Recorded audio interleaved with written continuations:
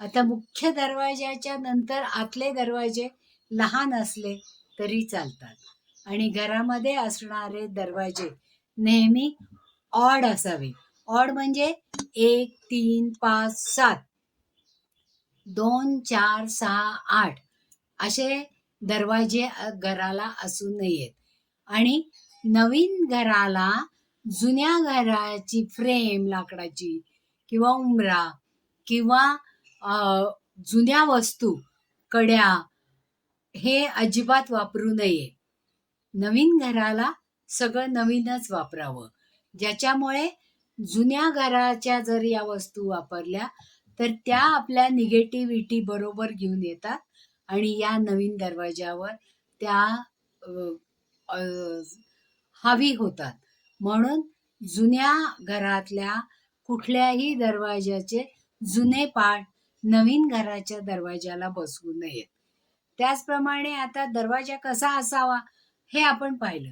दरवाजावर कायम उजेड असायला पाहिजे किंवा त्या दरवाजातून आत येताना सतत प्रकाश त्या दरवाजावर पडायला पाहिजे, ज्याच्यामुळे प्रसन्नता वाटेल आणि त्या उजेडातून येणारी पॉझिटिव्ह एनर्जी ही त्या घरामध्ये येईल. बरोबर आता जसं आपण पाहिलं की दरवाजा कसा असायला पाहिजे, त्याचबरोबर या दरवाजासमोर काय काय असू नये याचा आता आपण विचार करूया. म्हणजे मुख्य दरवाजा हा घरामध्ये प्रवेश करण्याचा मोठा दरवाजा असतो. मग अशा दरवाजाच्या समोर मोठा झाड की ज्याचा वेध होतो, त्या दरवाजावर वेध होतो म्हणजे अडचण निर्माण करतात. म्हणजे जर असं मोठं झाड मेन दरवाजासमोर असेल तर घरामध्ये येणाऱ्या अपॉर्च्युनिटीज या बंद होतात किंवा तिथेच थांबतात. म्हणून कुठल्याही घराच्या मुख्य दरवाजाच्या समोर मोठं झाड असू नये.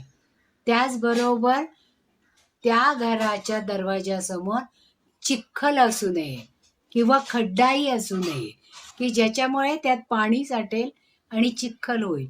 ज्या घराच्या समोर असा चिखल किंवा खड्डा असतो त्या घरातल्या लोकांना दुःख आणि दारिद्र्य सहन करावं लागतं. अनेक संकट त्यांच्यावर येतात आणि सतत अश्रू ढाळावे लागतात. म्हणून दरवाजाच्या समोर खड्डा, चिखल असू नये.